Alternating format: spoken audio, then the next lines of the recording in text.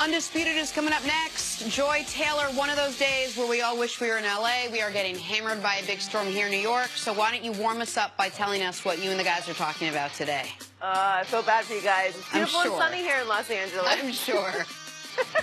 Good morning, Jenna. Good morning, guys. Coming up on Undisputed, Des Bryant is calling out his critics on social media. So what does it mean? And we'll discuss Kevin Love's article yesterday about his panic attacks. Plus, Juju Smith-Schuster of the Steelers and D'Angelo Hall of the Redskins are in studio with us. Undisputed is coming up next. Jenna, back to you guys. Stay warm. All right, Joy, thank you very much. Sounds like a great show. We will tune in. We are going viral here. LeBron continues to be the league's best player in year 15, but one player is recruiting him to play football. Speaking of Juju Smith-Schuster, he tweeted this image saying, announcing my official campaign to recruit at King James to the Pittsburgh Steelers for the 2018 season. LeBron has done everything in the NBA. He can be the best athlete ever if he makes the move to the NFL and wins a Super Bowl with Steeler Nation. Hashtag LeBron to Pittsburgh. Now, before you think it's a crazy idea, dig in a little deeper. He has been pretty successful. Well, yeah, I mean, he does look good in the uniform. Oh, I didn't even see the Photoshop. Looks pretty good in the uniform. All right, let me, Cece, you watched LeBron in high school. You covered I don't want to say covered him, but you first knew about LeBron when he was 14 years old. Was he too big to play pro football? If he had decided to stick with football, could he have played it? No, he could definitely play tight end or defensive end. But not at this point. No, he was all-state wide receiver as a junior. He broke his wrist, and they stopped him from playing football after he broke his wrist. But, yes, he was a phenomenal talent, as we can see on the basketball court. If you look at the basketball rejects, LeBron is one of the best all time. But look at Antonio Gates. Look at our friend Tony Gonzalez. Right. Look at Jimmy Graham. What kind of basketball players were there? Nothing compared to LeBron James. So the skill level transfers over from being a 3 or 4 in college to being a tight end or a defensive end. Oh, yeah. I mean, he's the king. Yeah, I don't see him playing for the Steelers. And well, that's he the bottom ain't signed line. with the Browns. I know that. Can't do that. All right, moving on. Let's say it was January 26th and you decided, you know what, I'm going to take a little break from following the NBA. And then yesterday you decided to check back in. So let me update you what's happened in a couple of weeks. Not much. Rockets have not lost one game. Nothing has changed. Last night they picked up their 16th straight win. They beat Oklahoma City. Chris Paul had 25 points. James Harden had 23 points. The Rockets have now tied the Boston Celtics for the longest win streak of the season. See, so what's made the Rockets so successful, do you think, during this current win streak? I think they've been able to vary offense and defense. Let's start from the defensive end. We never thought that they could potentially be a top 5 defensive team. We had the czar here, Mike Fratello, explaining what they were doing defensively, even from a shooting standpoint, how elite Golden State has been offensively and defensively, and now we can say Houston is in that same class. How they close out games. Can James Harden coexist in the fourth quarter with Chris Paul, both of them being point guards? And how they do that and the difference for which they do that game to game, it's changed. So it's given them different ways to win games in the fourth quarter. And they can match anyone in the history of basketball. Nick, you brought this to my attention. This is right now the best offense in the history of the NBA? According to Basketball References metrics, it's the most efficient offense, most points per 100 possessions in NBA history. Now, that list is a great Celtics team from the 80s, a great Bulls team from the 90s, last year's Golden State Warriors, a Lakers team from it is the list of the best teams in basketball history. Houston right now is at the top. And the thing I like, they're not all three-point shooting teams, and they're not teams just that we've seen the last 5 years. Correct. Sometimes when you see a stat like this, it's only a small sample size, so you really can't tell. But now you're talking about over the last 25, 30 years, where they stand. So they're an amazing offensive team. And now it's just a matter of, can they do it in the clutch situation? Can they be the best in a 7-game series, which I think that they can, but their grit that they've acquired through the last couple off-season, P.J. Tucker and others, I believe this is a totally different team than we've seen in the past. And I think while we won't know how they can play in the playoffs until the playoffs get here, I think this winning streak gives us the best glimpse we could have into that. Because, A, you saw it against Boston. Like, that's a Boston team coming for them. They had a 13-game winning streak at that point in time, or 14-game winning streak, pardon me. And what did they do?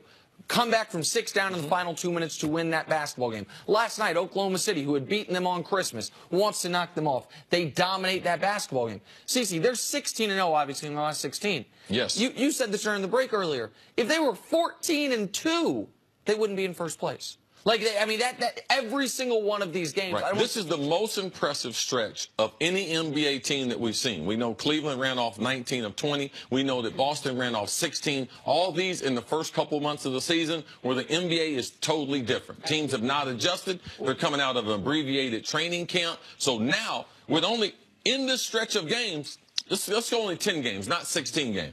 Man, you have Golden State that was 9-1, Portland that was 9-1. The Pelicans are 9-1. So how impressive is it? The best teams in basketball are playing their best basketball, and Houston has been above that. You know that Mike D'Antoni is going to get this team ready offensively, but I just wonder if they can play championship defense in a 7-game series. I mean, listen, over the course of the year, they have a top 10 defense. Over the course of this winning streak, they have a top 4 defense. And you look at it and say, how can that be the case? And the answer is, well, let's just go down the line. They have an elite defensive point guard in Chris Paul, the best defender at his position over the last decade. They have an elite rim protector in Clint Capella. They have 2 elite wing defenders, perimeter defenders, in Trevor Ariza and Luka Sharma-Mute. And Harden's defense this year has been markedly improved. How are the Rockets this good? They check every box you want for a championship team in 2018, which is different, by the way, than a championship team in 1998 or 1988. The first box you would check for those teams is, do you have a low-post threat who can score? Yeah. That's not the way basketball is. The first box you check now is, do you have shooters? They have a ton of shooters. Do you have a rim protector? We already mentioned it. Do you have perimeter defense? We said that. Do you have a guy coming off your bench who can get you 25? They got that in Eric Gordon. Do you have some toughness? They got that in Nene and P.J. Tucker. Do you have 1 or 2 guys that can get a call in the fourth quarter in a tight series? Yeah. Now, they have that in Chris Paul and in Harden. Both of these guys go to the free throw line and knock down free throws. So these are just other ways that they're able to win games, and that's what makes this Houston team different. That's what makes this D'Antoni team different. That's what makes Harden, this team he's on, different. That's what makes Chris Paul and his inability to get beyond the second round or be injured. That's what makes all these storylines totally different for all these key players. So do you think right now, because I don't hear one yeah but in your entire spiel, is there any doubt in your mind that they can't beat the Warriors? Oh, I know they can beat the Warriors. Yes. Now, they absolutely can beat the Warriors. Right now, they're the best team in the league. And right now, you understand that the Warriors do have a yeah, but. It's their bench, and it's whether or not the fatigue of the last 4 years gets to them. Now, the Rockets' yeah, but is, yeah, but do the playoff, you know what I mean? Right. Lack of being able to do it. Houston, their lack of being able to do it in prime time.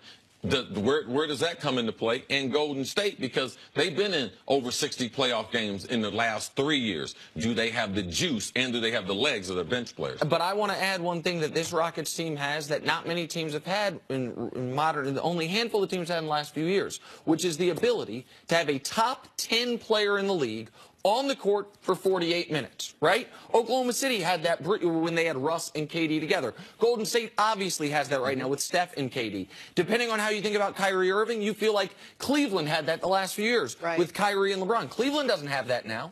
Right now, Oklahoma City doesn't have that. Right now, there's 2 teams that have that, Golden State and Houston. Houston with Harden and Chris Paul, they will have an elite All-NBA guy playing every single minute of the game, which is critical. It's one of the reasons they look so different than last year. All right, moving on. We are a mere 183 to 184 days away from the start of the 2018 NFL season. Barely enough time to get our mock drafts together. Speaking of drafts, former Oklahoma quarterback Baker Mayfield will go somewhere up there. That despite leading one of the most efficient offenses in college football history with a little bit of off-the-field situations, a little question mark about his demeanor. According to Kimberly Jones of the NFL Network, one head coach described Baker Mayfield as, quote, over-the-top cocky. CeCe, will Baker Mayfield's brashness, if you will, fly in the NFL? Well, whoever this coach is, he's got at least 40 players that have over-the-top cockiness on the team. So even regardless of who it is, regardless of what name it is, you can pick any of them.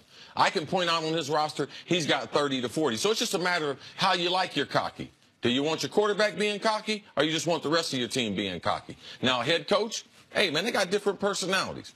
Coach Mangini, a good friend of ours. Coach Mangini probably wouldn't want to stomach that. He comes from the Belichick tree. He comes from the Parcells tree. So I can understand that. But there's a lot of coaches that would love to have a guy like Baker Mayfield because his personality matches the personality of what goes on in NFL locker rooms. So there's no science to the draft. And let me tell you, NFL coaches miss more in the draft than they get it correct. All right, myself, as a fourth-round pick, I can tell you that. There is no science to it, but they're human. They have their own certain things that they like. And a lot of times, the coaches, they're conservative. They don't like a cocky, brash quarterback. But that's okay. That doesn't mean he can't be a star in the league. There's no correlation between cockiness and leadership. Well, but there is a correlation between whether or not guys will follow you if it's false bravado or real bravado. What do you mean guys bravado. will follow you? So CC tells a story all the time about Cam Newton as a high school recruit, playing among some of the best players, high school players in the country, at camp at Florida,